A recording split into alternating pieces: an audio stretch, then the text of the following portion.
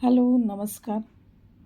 मागच्याच वर्षीच्या एप्रिल महिन्यामध्ये आम्ही दुसऱ्या घरी शिफ्ट झालो आहे. जवळजवळ आता वर्ष होईल त्याला. 11 महिने होत आलेत. पुढच्या एप्रिलमध्ये 1 वर्ष होईल. तर त्याच्या आधी एक रिकामी व्ह्यू घेतला होता. तो मी तुम्हाला दाखवते. थोडंसं काम रंगाचं सुरू होतं. कारण आम्ही आधी रंग करायला घेतला, रंग काढून घेतला घराला आणि कारण रेंटने द्यायचं होतं आणि मग असं ठरलं की आपणच शिफ्ट व्हायचं. तर इथे बाथरूमचं आणि किचनचं थोडंसं काम करून घेतलं. हा जुना बाथरूम आहे. तर त्याच्या टाईल्स ज्या आहेत या खराब झाल्या होत्या, क्रॅक गेला होता त्यांना आणि त्यातून लीकेज होत होतं.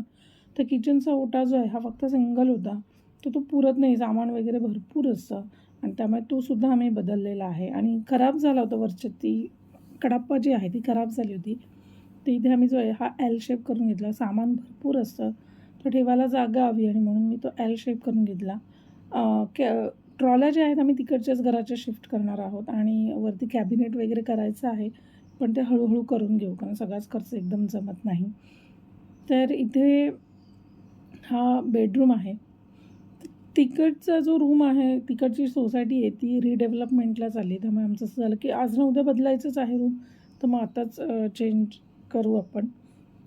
आणि हा बेडरूम आहे.